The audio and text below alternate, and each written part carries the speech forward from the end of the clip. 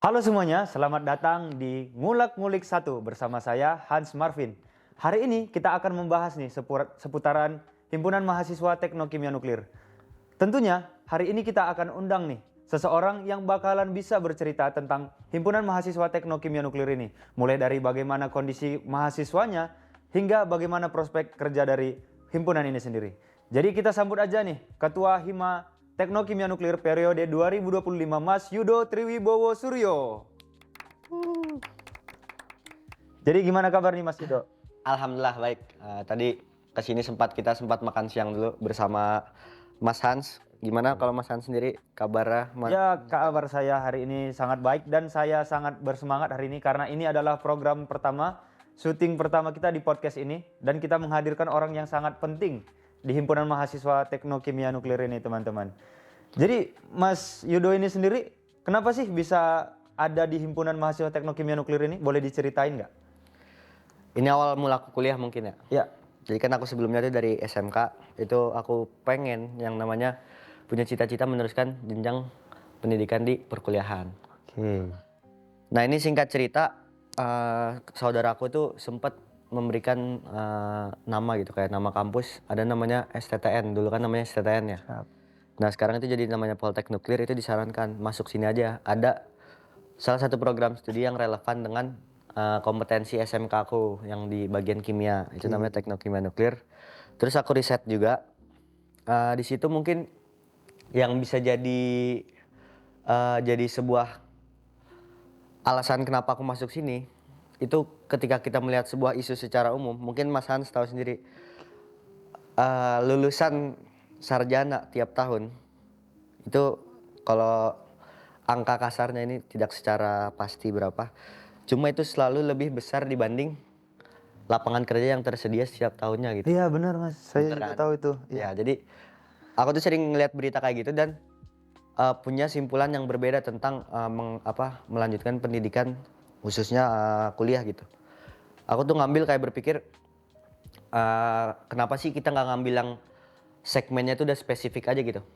Karena kalau kita ngambil secara umum, kita ambil jurusan-jurusan yang lebih general atau lebih luas, itu probabilitas kita bersaing di dunia kerja itu lebih keras lagi. Jadi kita mungkin harus punya akses terhadap lapangan kerja itu sendiri, atau istilahnya punya orang dalam lah kalau bahasa kasarnya kan. Terus kita juga harus benar-benar memperkuat memperkuat diri selama kuliah tuh kita harus banyak magang, harus banyak ini dan lain-lain. Nah di situ aku mikir kayak aku mau ambil opsi yang kedua gitu. Aku mau nyari sebuah jurusan yang dimana itu spesifik dan kebutuhannya itu ada gitu. Kebutuhannya lebih besar dibanding supply yang ada. Nah di situ aku ngeliat Poltek Nuklir ini sebagai sebuah jurusan, sebuah kampus yang benar-benar hidden gem gitu, kayak wih ternyata ada nih kampus yang nggak banyak orang tahu, karena kan orang tahu nuklir tuh sebagai sebuah energi, sebuah bom dan lain-lain itu ya. Benar Mas, benar. Nah itu jadi lulusan kerjanya ternyata di sini tuh dibutuhkan tapi nggak kelihatan gitu. Oke. Jadi selama kuliah nih fokus kita sebagai kuliah itu kita mencari ilmu, menambah set skill dan soft skill dan lain-lain. Nggak perlu punya pikiran yang istilahnya tuh kayak nanti kerja gimana, nanti ini kayak gimana. Jadi benar-benar kayak kita nih punya sebuah keunggulan di mana itu di spesifik tadi kita ada niche-nya lah di situ lah, niche marketnya lah kita. Nah itu terus yang kedua mungkin terkait fasilitas. Jadi karena kita kampus kedinasan, bener? Iya bisa Kampus dibilang begitu. kedinasan, tingkatan dinas dari BRIN, Badan Riset Inovasi Nasional. Jadi untuk biaya perkuliahan semesternya itu bisa dikatakan murah. Oh. Itu kan Kira di kisaran berapa tuh Mas? kalau aku sampai saat ini video ini di-tag per semester itu kita bayar 4,2 juta per semester. Itu bersih. Dan masih ada offer yaitu beasiswa atau bantuan riset, studi dan talenta inovasi. Jadi di situ kita ada potensi untuk gratis dalam perkuliahan itu. Jadi tiap semester itu nanti ada capaian kinerja mahasiswa, itu berdasarkan IPK dan ketentuan lain seperti karya tulis dan lain-lain. Nah itu nanti jadi bisa kita nih kuliah bisa gratis gitu, bisa full cover gitu. Oke, berarti bisa kuliah dengan 0 rupiah ya Mas. Jadi untuk teman-teman mungkin yang mau kuliah dengan harga murah boleh ke Poltek Nuklir ini ya Mas? bisa jadi salah satu. Bukan satu-satunya tapi salah Salah satunya. satu opsi ya teman-teman. Ya, jadi itu tadi. Jadi udah murah, terus target pasar lulusannya itu udah spesifik karena politeknik nuklir juga, politeknik. Sertifikatnya juga banyak dong. Maksudnya ada opsi-opsi jenjang sertifikat yang bisa kita ambil. Jadi kayak gitu. Jadi alasannya mungkin ini terjawabnya pas udah kuliah semester 4 ya. Jadi pas aku semester 1 itu bayangannya tuh masih itu tadi, terjurus sama kampus pemerintah. Jadi otomatis lebih murah. Jadi duitnya itu bisa buat kita pakai buat jalan-jalan, apalagi lokasinya ini di mana? Di Di Yogyakarta. Yogyakarta, bener banget. Jadi mau naik gunung, mau ke pantai, mau ke mana itu bisa. Kalau di sini tuh bisa main-main anaknya. Jadi bisa disimpulin nih Mas, bahwa Masnya ini sendiri dari SMK udah suka kimia-kimiaan nih Mas. Bukan suka tapi harus dijalani gitu. Harus dijalani. Udah arahnya ke kimia soalnya kan. Iya, Bisa kalau dibilang suka, ya suka nggak suka lah. suka nggak suka ya. Gitu Hans. Oke. Jadi dari Mas SMK nih bisa kita simpulin kalau misalkan Mas di SMK dulu cuman berpikir untuk masuk ke kampus pemerintah nih dan juga sekaligus mencari harga yang murah untuk berkuliah gitu, melanjutkan studi gitu ya Mas. Kan SMK itu sebenarnya orientasinya tuh untuk bekerja gitu ya. Oke. Sebenarnya aku mau bekerja, terus kalau seandainya kuliah itu tuh aku nggak mau yang membebankan orang tua gitu. Oke. Jadi ada gengsinya sedikit lah kalau misalkan kita kuliah ngambil mandiri atau yang SPP-nya itu lumayan, UKT-nya lumayan. Itu aku ada perasaan kurang bertanggung jawab karena sudah ngambil SMK yang niatnya kerja tapi pengen kuliah gitu. Jadi salah satu opsi yang menarik Poltek Nuklir. Oke. Teknokimia Nuklir. Jadi Mas Yudo ini orang yang sangat berbakti nih teman-teman ke orang tuanya gitu. Iya, jadi kurang lebih seperti itu perjalanan kita. Aku jadi masuk sini gitu. Oke Mas, jadi ini kita bahas tentang Poltek Nuklir nih. Poltek Nuklir ini kan ada 3 prodi ya, ada elektromekanika, elektronika instrumentasi, dan ada juga teknokimia nuklir. Nah, Masnya sendiri kenapa ambil yang teknokimia nuklir gitu?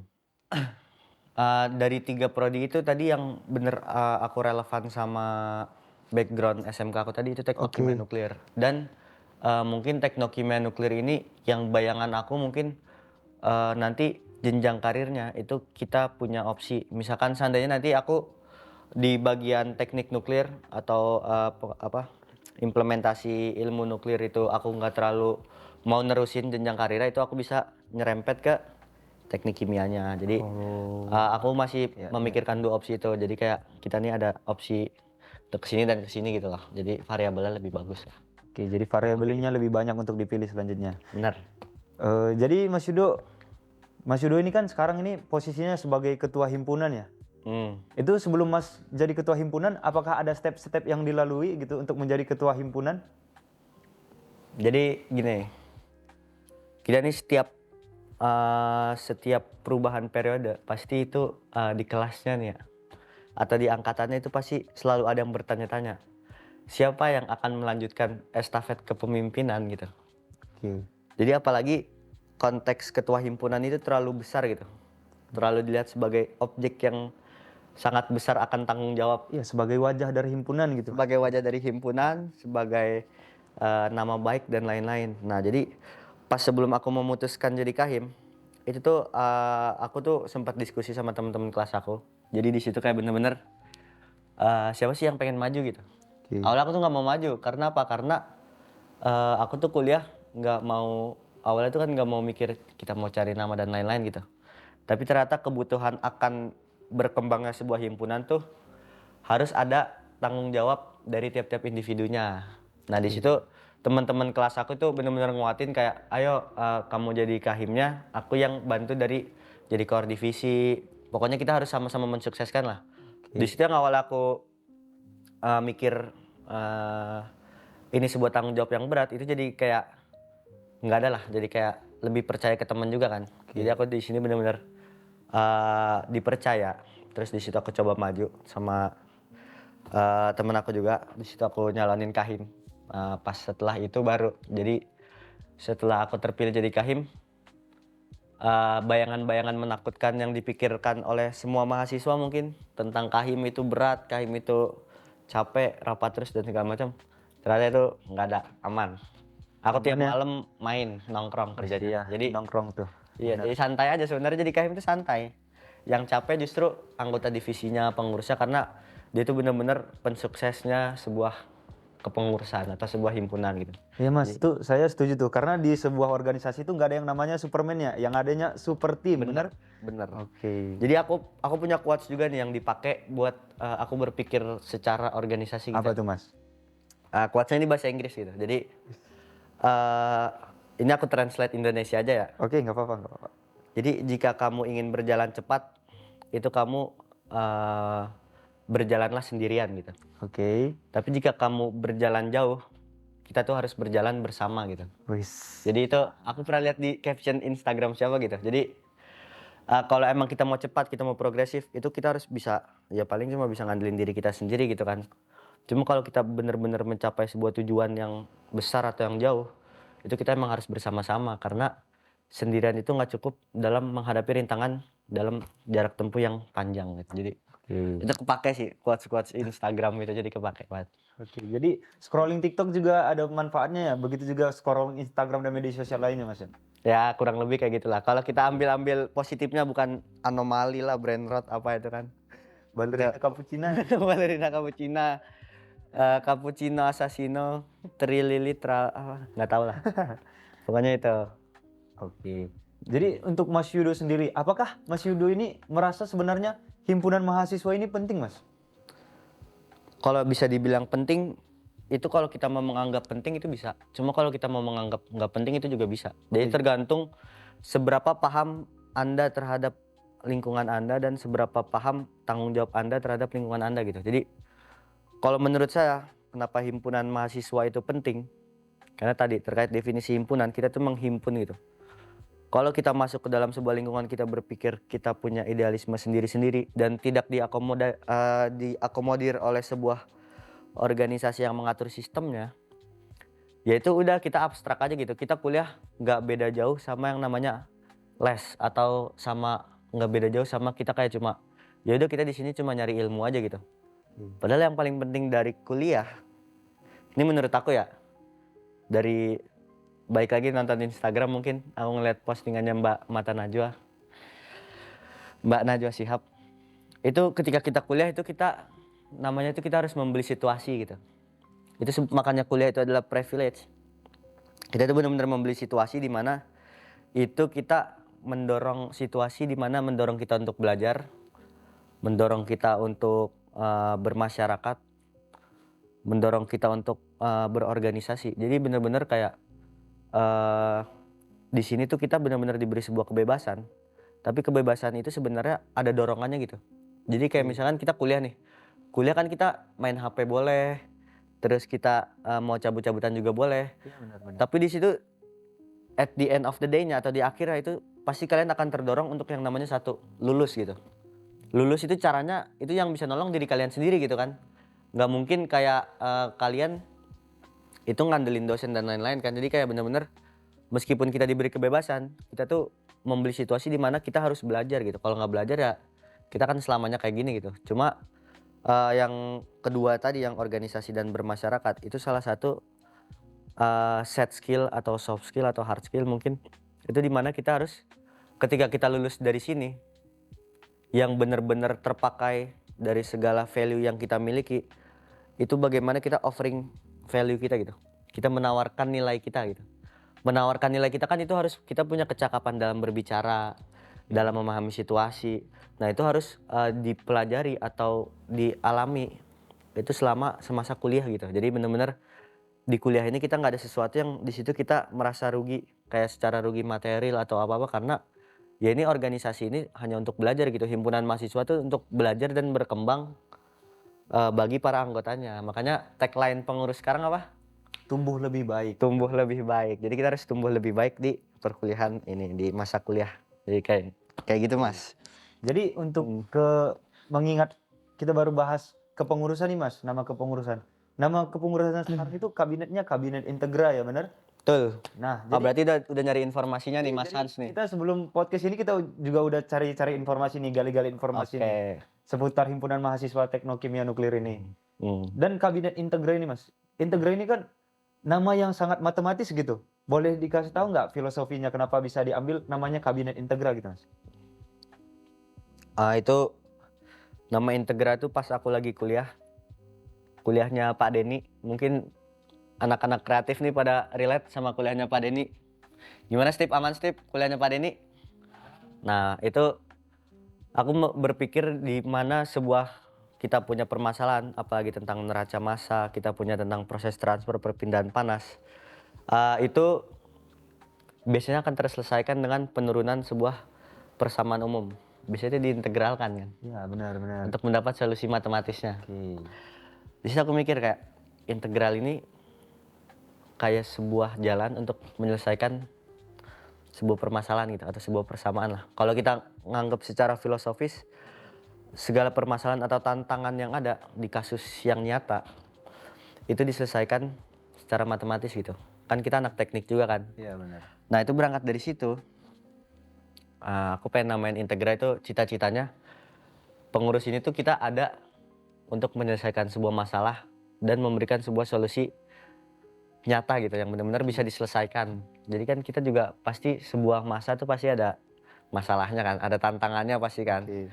Jadi dari nama itulah, terus nama itu kita nggak mungkin kita bikin kata baku integral, itu aku cari serapan lain. Ternyata bahasa Latin tuh ada yang namanya integra gitu, yang artinya harmonis, menyeluruh, dan pokoknya inklusif lah. Itu sesuai sama visi misi kita juga. Jadi kita buat nama itu agak-agak rame artinya, tapi sederhana. Intinya tuh kita tumbuh lebih baik. Oke, tumbuh Kayak lebih gitu. baik. Yoi, Hashtag tagline. tumbuh lebih baik nih. Hashtag tumbuh lebih baik. Oke, jadi Mas Yudo ini nih udah membentuk Kabinet Integra ini pasti didukung sama teman-temannya yang tadi ya, yang suportif tadi teman-teman Betul. yang sangat suportif bener. Jadi Mas di Kabinet Integra ini sendiri apa yang udah dikerjakan dan apa yang akan dikerjakan mungkin di kemudian hari gitu?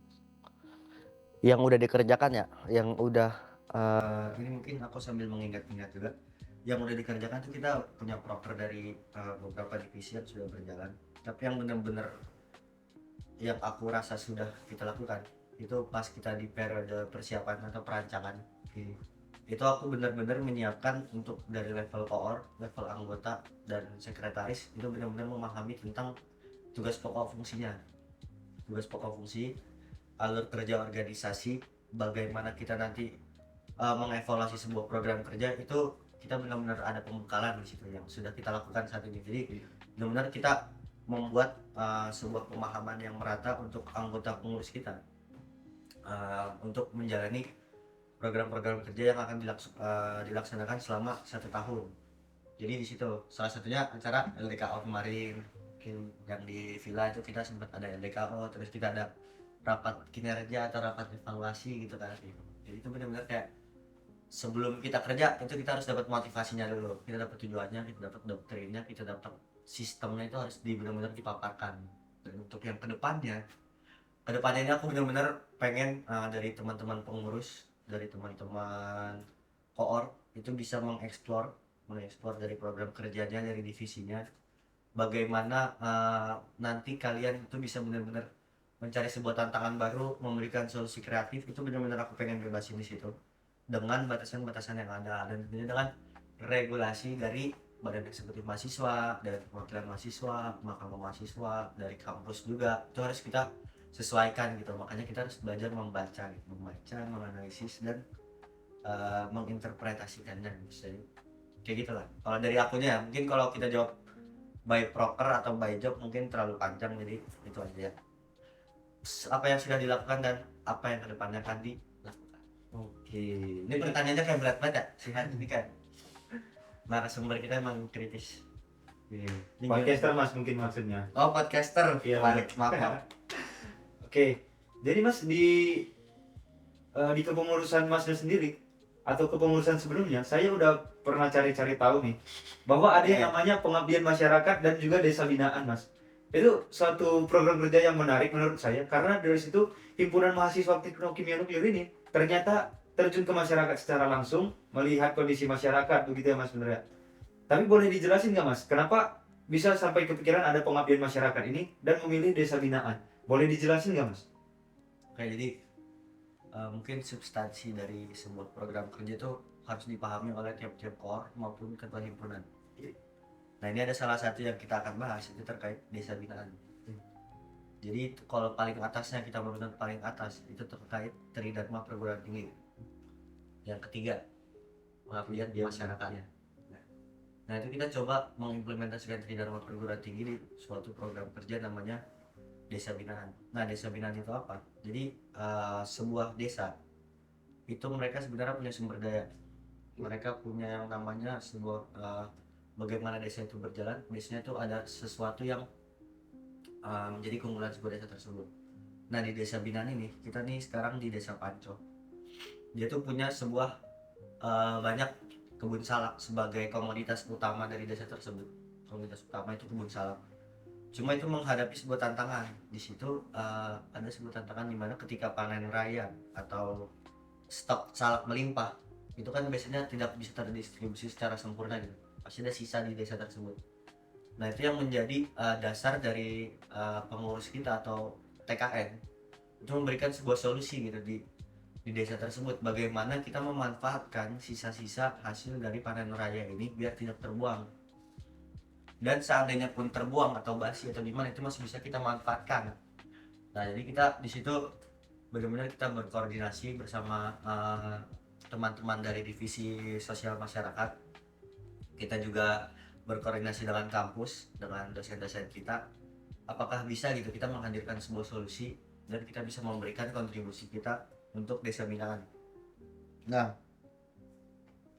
setelah itu kita rancang, kita coba untuk mengajukan dana, kita coba membuat sebuah proposal kegiatan, dan itu alhamdulillah sudah diajukan dan sudah disetujui.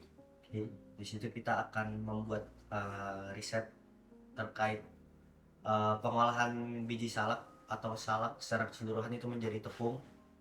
Lalu untuk limbah salaknya itu kita jadikan POC atau pupuk organik cair. Oke, pupuk organik cair dari limbah salaknya tadi. Ya, karena kan dia sebenarnya organik, dan nanti mungkin ada uji-uji NPK untuk komposisinya itu. Jadi benar-benar coba kita kelola lah itu. Nanti harapannya itu benar-benar kita bisa memberikan sebuah pemahaman untuk masyarakat di sana, memberikan sebuah sosialisasi. Di sini nanti kalau ada limbah salak atau apa, ntar kita sediakan metode, kita sediakan cara pembuatan sampai ke pemanfaatannya gitu. Jadi itu divisi yang menarik, seru gitu. Jadi teman-teman yang mau daftar nanti daftar TKN harus coba desa binaan karena itu seru tuh. Oke, jadi selain kita terjun ke masyarakat, kita juga dapat ilmunya nih Mas untuk pembuatan pupuk ya Mas. Bener, kita juga implementasi ilmu kimia kita juga kan. Iya benar. Jadi di situ kita benar-benar win-win solution lah. Oke. Desanya dapat solusi, kitanya dapat ilmu baru gitu kan. Jadi desa binaan ini dipegang, program kerjanya ini dipegang sama divisi sosial masyarakat ya Mas. Jadi selain divisi sosial masyarakat, ada divisi apa aja Mas di Hima TKN Mas? Nah ini mungkin untuk masyarakat umum, untuk teman-teman yang belum tak kenal maka tak sayang. Saya ingin mengenalkan sebuah kepengurusan tahun ini. Itu kita punya 7 divisi dan 1 badan pengurus harian dan 7 divisi. Itu yang pertama, ada divisi internal, ada divisi eksternal, ada minat dan bakat, ada reduksi atau revitalisasi edukasi, ada kominfo atau komunikasi dan informasi, terus ada sosmas, dan yang terakhir itu ada satu lagi, ada 6 ya? Ya udah 6, ada satu lagi itu Mas. Satu lagi tadi lupa. 6 eksternal, sosmas, reduksi, minat, kominfo, dan terakhir yang paling penting juga, Oh iya. entrepreneurship atau dana usaha gitu. Ada 7 kayak gitu. Jadi sebagai kahim tuh tugasnya nggak capek lah, nggak mikir-mikir spesifik per divisi gitu, tapi kita benar-benar gimana sih aku jadi ketua himpunan tuh mengakomodir teman-teman, menyatukan sebuah pandangan yang satu linear dengan kemajuan TKN. Nah kita juga punya tujuan organisasi kan tentunya kan, itu harus kita selaraskan atau kita fit jalannya pada divisi-divisi itu. Jangan sampai mereka mau gini itu nggak sesuai sama apa tujuan kita bersama gitu. Jadi kayak gitu. Oke Mas, jadi di masa kepengurusan Mas ini, kesulitan apa sih yang Mas hadapi gitu mungkin dalam merangkum seluruhnya tadi kegiatan-kegiatan kemahasiswaan yang ada di Hima TKN ataupun ke dalam Mas sebagai ketua himpunan gitu. Apakah ada kesulitan yang sangat-sangat menyulitkan gitu Mas bagi Masnya sendiri? Mungkin ini kita bagi dua kali ya. Oke, Ada kesulitan internal, ada kesulitan eksternal oke mungkin. Mas. Mana tuh? Internal ini mungkin bisa dari diri aku sama kepengurusan. Kesulitan eksternal mungkin tantangan lingkungan dari di luar Hima TKN. Mungkin. Ya kita bahas yang satu dulu. Kalau dari aku sendiri, karena aku bukan tipikal orang yang berorganisasi sejak SMP, SMA, jadi aku ini baru benar-benar mengemban tanggung jawab sistematis atau organisasi di sini. Itu aku ada struggle di bagaimana kita mendisiplinkan sebuah sistem. Karena aku tipikal orang yang fleksibel juga, aku nggak mau yang istilahnya terlalu memberikan punishment kepada orang-orang yang sudah istilahnya sudah berkomitmen untuk menjadi kepengurusan ini. Jadi ada tantangan di situ, gimana kita nge-strict orang-orang ini biar tetap bekerja dengan optimal, tapi tanpa memberikan sebuah tekanan di mana itu merasa mereka harus dihukum gitu. Itu susah juga. Terus untuk kepengurusan itu tantangan atau kesulitan secara umumnya itu gimana kita mengkolaborasikan tiap-tiap ide dari orang-orang, karena kita nih heterogen gitu, orang-orang di TKN ini heterogen Mas. Jadi ada yang pinter tapi pendiam, ada yang asik, ada yang bawel, ada yang sering ngomong tapi dia itu ternyata cuma kayak gitu aja gitu kan. Jadi benar-benar kita nih harus bisa ngambil ke benar-benar kita harus ngambil kelebihan dari tiap-tiap orang itu tadi. Jadi kayak evaluasi itu benar-benar harus penting juga. Jadi untuk organisasi Himatekan sendiri itu seperti itu. Nah, untuk eksternal tantangan yang benar-benar mungkin sebagai tantangan saya juga itu bagaimana kita memahami regulasi dan dinamis terhadap regulasi gitu. Jadi kan kita ini kan di bawah BRIN, dan BRIN tuh administrasinya tuh lebih ketat dibanding kampus-kampus lain mungkin. Tapi yang saya rasakan itu kita lebih ketat gitu terkait administrasi. Dan di situ jadi tanggung jawab kita juga kalau kita seandainya ingin eksplor sebuah kegiatan, kita mau memberikan sebuah inovasi baru, itu biasanya ada hambatan-hambatan atau pertanyaan-pertanyaan yang harus terjawab, khususnya dari pihak kampus maupun pihak BEM. Bagaimana sih kayak kita ini harus dituntut untuk benar-benar kayak bagaimana sih kalian menyelenggarakan ini, apakah ini bisa diselenggarakan atau enggak, itu benar-benar kita nih harus yakin gitu, harus sering-sering nego lah. Jadi setelah dari kepengurusan ini kita yakin, belum tentu di luar itu benar-benar didukung gitu. Jadi emang kita harus bermental yang kuat lah. Jadi kayak ya itu menjadi bagian dari kita kan, menjadi bagian dari masalah yang harus dihadapi. Sebenarnya bukan masalah kalau kita berorganisasi di level kuliah ini, bukan, nggak ada yang namanya masalah gitu. Ini namanya tantangan gitu. Jadi kita harus benar-benar bisa menghadirkan sebuah jawaban atau sebuah tindakan yang tetap berfokus pada kemajuan Hima TKN maupun nama baik kampus Poltek Nuklir. Begitu. Kayak gitu mungkin. Dan kita ambil nih yang saya highlight ini tentang eksternal ini Mas. Jadi saya lihat sendiri nih, Hima TKN ini aktif nih di organisasi luar selain Hima TKN ini sendiri. Kemarin ada delegasi ya Mas yang dikirim untuk LDKO juga, semacam LDKO gitu ke Semarang Mas. Itu boleh dijelasin nggak Mas? Itu kenapa ada delegasi seperti itu keluar kampus dan apa sih hubungannya dengan Hima TKN ini Mas? Jadi gini, kita lihat baju kita dulu nih. Baju yang saya pakai juga nih. Iya, ini namanya pakaian dinas lapangan. Tiap hal yang ada atribut di sini, aksesoris atau segala macam, itu merepresentasikan siapa kita gitu. Ini bisa kita lihat di sini ada logo Indonesia, tandanya kita apa? Warga negara Indonesia. Di sini ada identitas kita. Jadi ini benar-benar PDL itu melambangkan identitas kita gitu. Di logo kiri ada Poltek Nuklir, makanya kita mahasiswa Poltek Nuklir. Di sini di dada kiri kita itu ada Hima TKN, artinya kita juga mahasiswa jurusan Hima TKN, Himpunan Mahasiswa Teknik Kimia Nuklir. Dan di kanan ini ada logo, nggak kelihatan mungkin ya, ini ya, mungkin bisa di zoom. Ini yang namanya BKKM TKI atau Badan Kejuruan Kimia Mahasiswa Teknik Kimia Indonesia. Jadi TKN ini kita tergabung atau menjadi anggota dari sebuah badan yang di situ isinya menghimpun kampus-kampus atau himpunan mahasiswa terkait program studi teknik kimia gitu. Kenapa kita tetap kita mengikuti acara tersebut atau kita tergabung dalam badan ini atau BKKMTK ini? Itu penting karena kalau kita ingin belajar menjadi sebuah organisasi atau kita belajar ingin lebih baik dan lain-lain, itu kita harus punya gambaran juga bagaimana kondisi himpunan-himpunan lain di luar gitu. Kayak bagaimana juga kita juga istilahnya tuh kita tahu gitu apa sih permasalahan yang terjadi di luar, apa sih isu-isu yang sedang berkembang. Jadi itu kita benar-benar peka sama kondisi eksternal gitu. Jadi itu kita harus tergabung juga. Jadi kita nggak asik cuma main-main di dalam aja, di dalam kolam kita. Sekali-sekali itu kita harus ngelihat bagaimana sih di luar itu. Buat ya jadi komparasi kita aja gitu. Jadi kayak gitu. Dan juga saya pernah nih Mas, kan saya ini orang yang sangat mengikuti Hima TKN banget nih. Saya tuh pernah melihat nih bahwa Instagram dari himpunan mahasiswa TKN ini hilang di Instagram. Jadi saya berpikir nih Mas, wah apakah Hima TKN ini mau bubar? Dan juga teman-teman saya juga bilang, hah Hima TKN mau bubar gitu Mas. Jadi itu bisa dijelasin nggak Mas? Apakah itu termasuk kendala eksternal atau ada kesalahan internal Mas di situ? Pertama ini clickbait ya mungkin ya, bubar atau jawabannya mungkin bubar atau ingin membubarkan.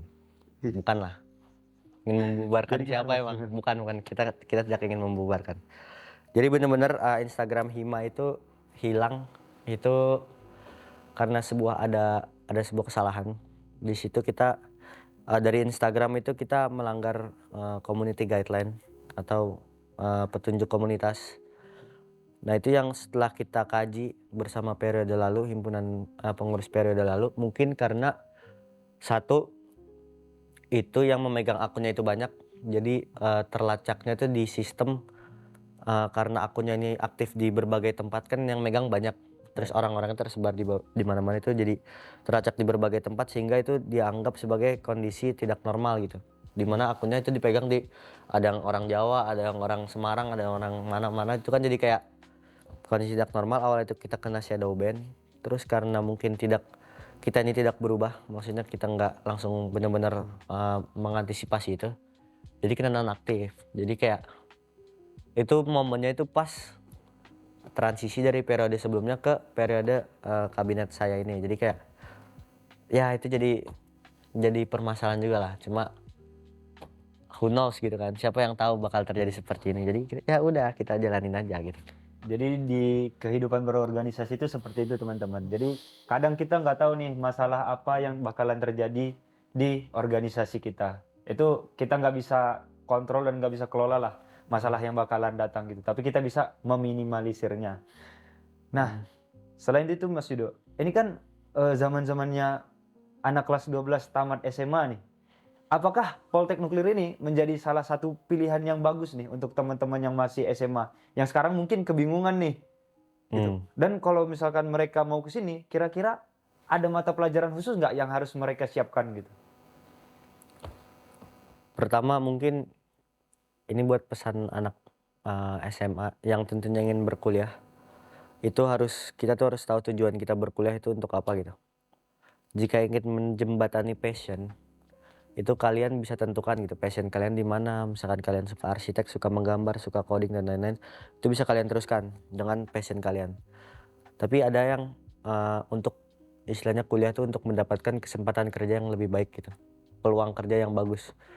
Nah itu bisa Poltek Nuklir itu bisa menjadi salah satu opsi atau pilihan buat teman-teman yang orientasinya tuh apakah peluang kerjanya ada dan tidak sesulit itu, maksudnya nggak persaingannya tuh nggak seketat itu bisa menjadi pilihan. Karena apa, konsep Poltek Nuklir itu bukan terkait gimana kita bikin bom, kita main-main radiasi, kita pokoknya bikin senjata itu enggak. Jadi konsep nuklir itu kan menghasilkan radiasi gitu.